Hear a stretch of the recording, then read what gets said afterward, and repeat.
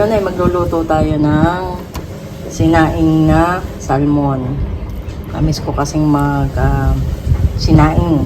Sa Batangas kasi ang tawag sa amin sa pinangat na isda ay sinaing. Ang kalimitan ginagamit namin ay tulingan. Pero ngayon, nag-crave ako sa sinaing na salmon. Nambili ko to ng medyo may kamurahan sa palengke. Kaya ito, kailangan lang natin ay siyempre salmon. Ito kalamyas. Hindi ko alam ano sa iba, pero sa amin to yung tinuyo na kamyas. At siyempre asin. Yan. Umpisa na natin magluto. Para mas masarap yung pinangat, kailangan natin ng proper na kaldero. Ito ang ginamit ko. Binili ko to sa palengke din. Ang tawag dito ay banga. Pero ang mas masarap talaga eh yung galing sa clay, yung palayok. Igasan muna natin para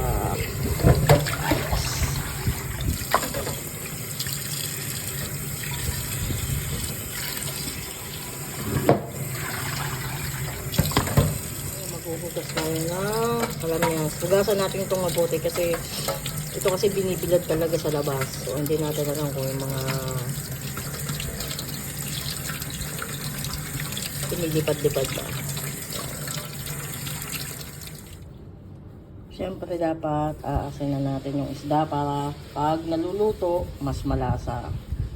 Aasinan pa din natin ito mamaya, pero yan, dapat bago lutuin, medyo ibabad natin sa konting asin para mas malasa siya. Yung alat niya manunuot sa isda.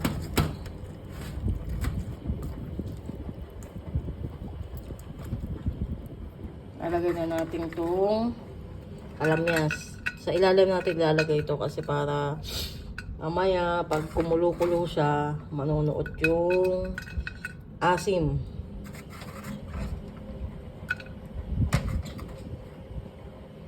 Tapos yung pinakailalim, lalagay natin itong mga ulo. Kasi mas matagal itong lumambot. Kasi kailangan natin itong palambutin. Yan.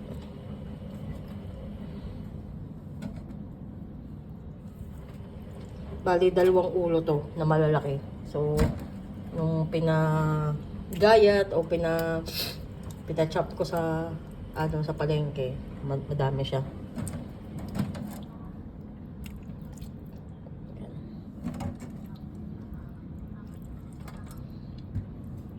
Tapos, ito naman mga laman.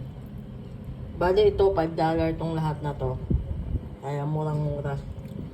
Dapat ang bibilin ko yung mga bone talaga. Na talagang pinagkuhanan. Pero, ito, naka-offer. So, mas okay to. Kasi, may mga laman pa talaga.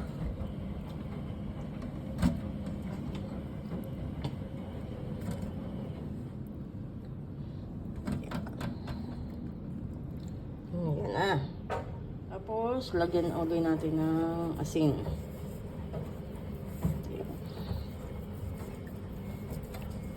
Yan. Lagyan natin ng tubig.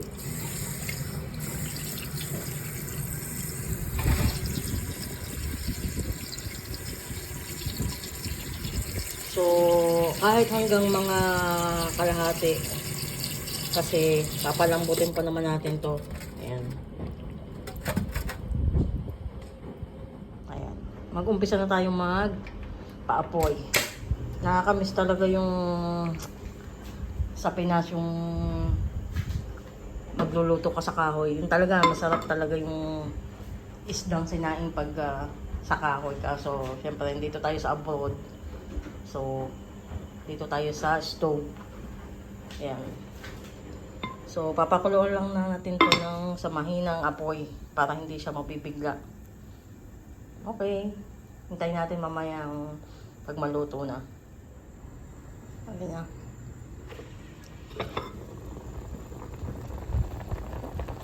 Yan, kumukulo na siya. Pero hayaan muna natin siyang kumulo na kumulo para yung bone niya, yung buto, yung tinik, lumambot.